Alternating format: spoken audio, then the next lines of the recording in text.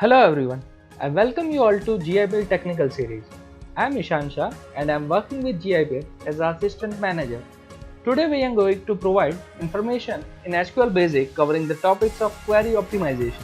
So stay connected with us till end to know the full details. Before we start our topic, I would like to give you some basic information about GIBuild. GIBuild is a government organization. GIBuild provides IT and IT-enabled services to different government organizations.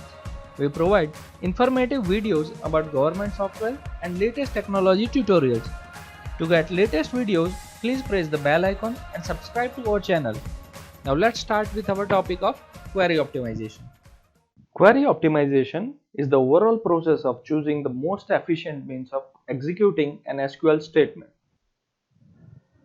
SQL is a non-procedural language, so the execution of any query is not going to be followed in sequential manner in the way in which the query is written. So SQL collects statistics for previously executed queries, like how frequently the data is executed, what are the tables being utilized, how the joins are made, and how many records are there in the table. SQL has Query Optimizer, which uses the statistics and reorganizes the query in an efficient manner of execution. You can see the SQL order of query execution here. The first is from clause. It will choose and join the tables to get the base data. The second is where clause. It will filter out the base data. Third is group by. It will aggregate the base data. Fourth is having. It will filter the aggregated data. Fifth is select. It will return the final data. Sixth is order by. It will sort out the final data and based on the columns it will display. And seventh is the limit. It will limit the return data. It will limit the rows. How many rows are going to return? That would be done here. Now let's understand this order of execution with some example.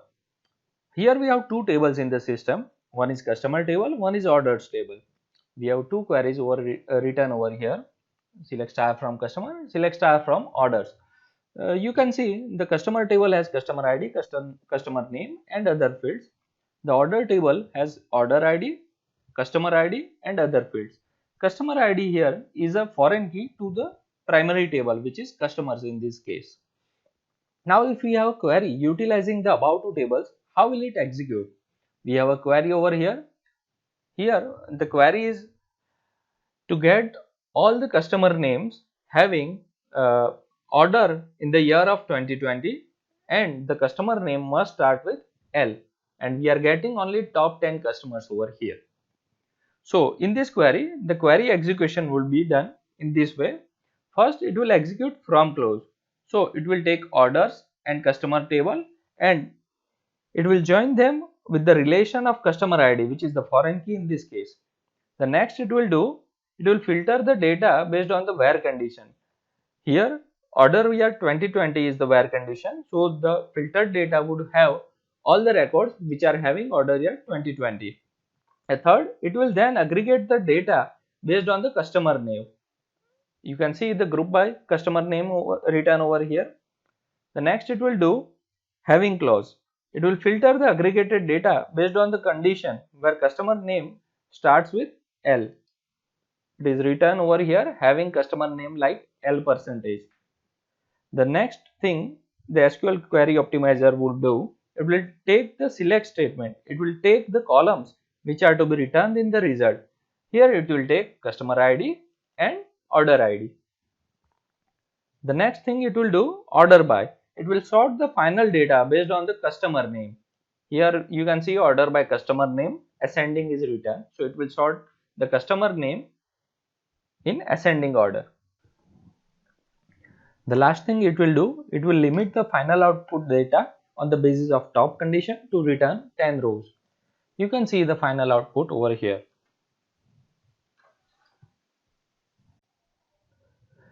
Now let's see why is it required to perform query optimization.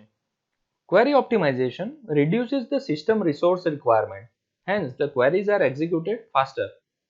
Non-optimized queries require more CPU, more RAM and also performs lots of IO operation to get the same data. Whereas Optimized query takes less time to execute so that the system can run more than one queries in the same amount of time with the same resources. Next, we will see how to optimize queries and what are the standard industry practices.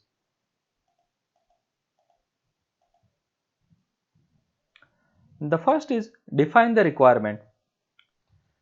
Frame the optimal requirements before starting to write the queries. This will help you in refining the queries to avoid fetching unwanted data from the table. Also, fetch only required data and perform only the necessary operation. Don't join with unnecessary tables and don't forget to filter the data based on the requirement.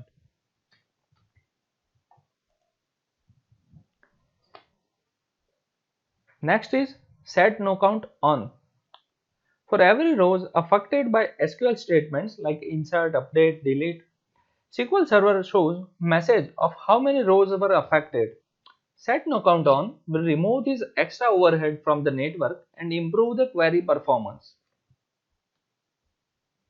You can see here the first is without no count. Select star from customer. So it will show 20 rows that are affected. And if we write set no count on, it will return select star from customer will return only the data. It will not show how many rows were affected. So set no count on will remove the unnecessary overhead from the network and improve the query performance.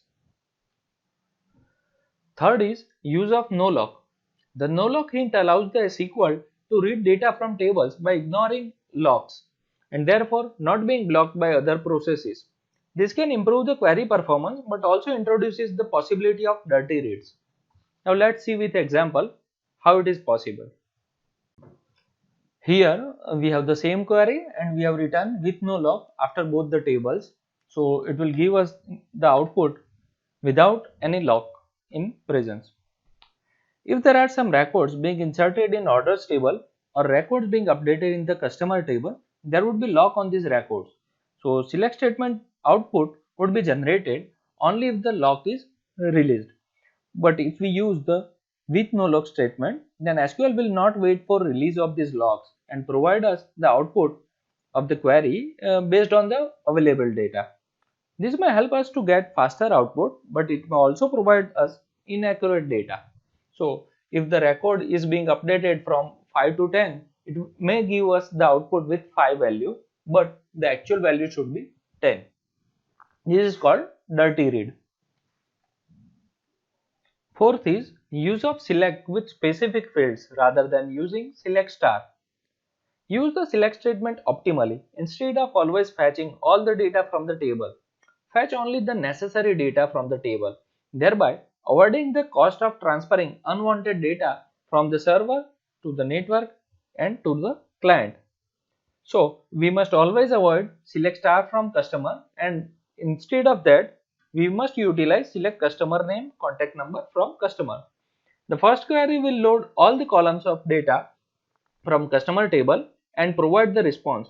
This may create overhead if the table has more columns or more column with large data. Instead, in the second query, if we use only required columns, customer name and contact number specifically, then it will provide the faster output. Now let's see what we should not use. Don't use distinct if it is not required. Distinct removes duplicate values from the query output. However, a large amount of processing power is required to do this. So we should avoid distinct in select queries if it is not required. We should avoid the previous query, select distinct, and we should use select first name, last name, city from person if the distinct is not required. Sixth is to check the existence of record, we should use exist rather than using count. Generally, exist and count, both the methods are used to check whether the record entry is available in the table. However, the exist method is more effective as it stops the processing as soon as it finds the first entry of the record in the table, while the count method would scan the entire table and return the number of records in the table that matches with the exact constraint which has been provided in the query. Here you can see the first query is having count statement, So it will count all the records from person table with having first name like Max. And the second query, you can see it will check whether any record are available in that person table with having first name like Max. So when the system finds the first record, it will return yes. Whereas in the previous query, it will check all the records of the person table and it will then only return the count. And if the count is greater than 0, then only it will print yes.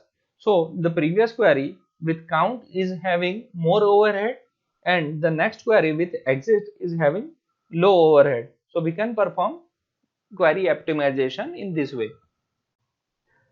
Seventh is create joins with inner join rather than using where condition. Join using where queries create a Cartesian join or cross join which requires higher amount of resources. Usage of inner join increases the performance by proper resource utilization. Many SQL developers prefer to make joins with where clauses, but this type of join creates Cartesian join or called Cartesian product or called cross join. In a Cartesian join, all possible combination of the variables are created. In this example, if we had 1000 customers and we had 1000 sales record, it will multiply all the records and it will generate 10 lakhs result. Then it will filter out 1000 records based on the customer ID. So this is an inefficient use of database resources as the database has done 100 times more workload than it is required. Cartesian joins are especially problematic in large-scale databases because a Cartesian join of two large tables would create billions and trillions of rows. So, in order to prevent creating the Cartesian join, we should always use inner join. The database would generate only the 1000 desired records where customer ID is available. Next is use of where instead of having. The having clause filters the rows after all the rows are selected. It works just like a filter. So do not apply the having clause for any other purposes. We have seen that in the SQL execution order, having statements are determined after where statements are executed. So therefore it is efficient to limit the records first in the where clause and then using the having queries or to not using the having queries at all. Here, first query will get all the data from both the tables and then apply the filter at last. Whereas in the second query, it will select only the required data whose dates are between the where clause condition. Then only the final data would be prepared. Hence, the second query is more optimized and it would be executed faster. Next is never write subqueries in select statements. A linked subquery depends on the query from the parent or from the external source. For each row returned by the external query, the inner query is run every time. Alternatively, join can be used to solve these problems for query optimization. Let's take an example. If the output has 100 rows, then subquery will run 100 times to get the output. This creates overhead. And the last is indexing. Indexes are special data structure associated with the tables or views that helps to speed up the query. SQL Server provides two types of indexes. The first is clustered index and the second is non-clustered index. Indexes in SQL Server helps to retrieve the data more quickly from the table and thereby giving a tremendous boost to SQL Server performance. Here you can see the example of how to create non-clustered index on orders table with utilizing order year column for indexing purpose. Indexing itself is a huge subject, so covering all the aspects of indexing in this particular video would not be possible.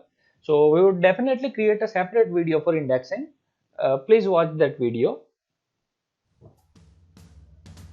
For any IT or IT enabled services, you can contact GIPL with details shown on the screen. If you liked our video, please click the like button and share with your friends. We will meet you in our next video. Till then, stay safe, stay home and take care of yourself.